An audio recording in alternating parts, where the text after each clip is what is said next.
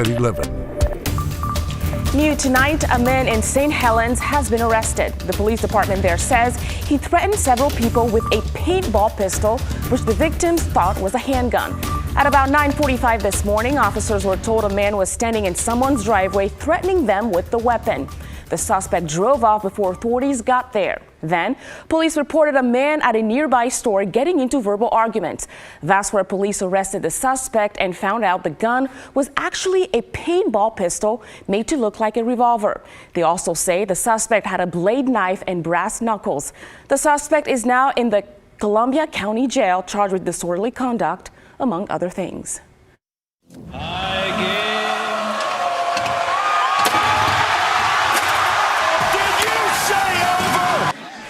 The Oregon Ducks smashed the competition. One of the biggest college football games of the weekend was in Eugene with a huge victory for the Oregon Ducks, defeating the UCLA Bruins. Although the victory party started way before the Ducks even took the field. Now, these are fans at ESPN's College Game Day show. Many of them showed up this morning before the sun even came out. Thanks for joining us for KGW News at 11. I'm Christelle Kumwe. Now, after their win, the Ducks are one step closer to a conference championship. Orlando Sanchez caught the action at Autzen Stadium. They say it never rains inside Autzen Stadium. Well, maybe this was a sign of what's to come, as the Oregon Ducks shined on the national stage as the points came raining down on 9th-ranked UCLA. And the Oregon Ducks take over the top spot in the Pac-12 standings. It was a party in Eugene. The U of O in the national spotlight. ESPN's College Game Day setting the tone hours before kickoff. And it was showtime inside Autzen Stadium. Official attendance, 59,962. The fourth largest crowd ever at Autzen Stadium.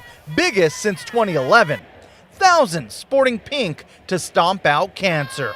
On the field, a top 10 matchup. The return of Chip Kelly and the undefeated UCLA Bruins, ranked 9th in the AP poll, taking on number 10 Oregon, riding a 5-game win streak. And this game was downright offensive. Hunters got most of the day off. The Ducks put up points on their first 6 drives. Quarterback Bo Nix, he was the star of the show. 283 yards, 5 touchdowns through the air. This, a 49-yard bomb to Troy Franklin. Oregon on top 17-10 in the second quarter.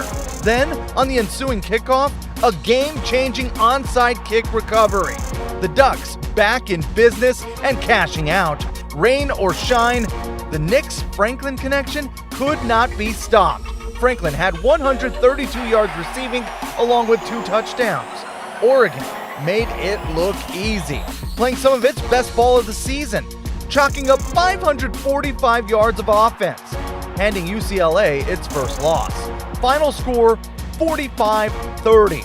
The Ducks take over first place in the Pac-12, improving to 6-1 on the season, keeping a glimmer of hope alive for the college football playoff. Our fans brought it from really 4 a.m. or maybe 1 a.m. last night all the way to the very end of that game, and they were absolutely a difference for us. A complete team win. You know, we changed the game in special teams. We were able to have some big momentum plays offensively and defensively when you're scoring field goals for them, and we're trading them for touchdowns. That's going to be a recipe for success. And this is a tough place to play for any opponent. The Ducks now riding a 23-game home win streak. But now they'll have to do it on the road. Their next 2 games away from Autzen Stadium, starting with Cal. Reporting from Eugene, Orlando Sanchez, KGW Sports. The Oregon State Beavers picked up their 3rd win in a row in Corvallis, crushing the Colorado Buffaloes 42-9. Freshman Damian Martinez was unstoppable, rushing for a career-high 178 yards. It's Oregon State's 6th win of the year, making them bowl eligible for the 2nd consecutive season. The Beavers are off next week. The next game is set for November 4th at Washington. With Election Day a little more than 2 weeks away, candidates are pushing their platforms and working hard to win over voters in this final stretch. That part of the strategy includes appearances and endorsements by big-name politicians, and that's especially true in the race for Oregon governor. Alma McCarty has the story. A week after President Biden visited the Rose City to campaign for Tina Kotek, now Senator Elizabeth Warren made an appearance here at the Wonder Ballroom in Northeast Portland. She emphasized what's at stake for Oregonians in this election. Hello, Team Tina! Crowds at a rally for Tina Kotek chanted and cheered I'm with Tina.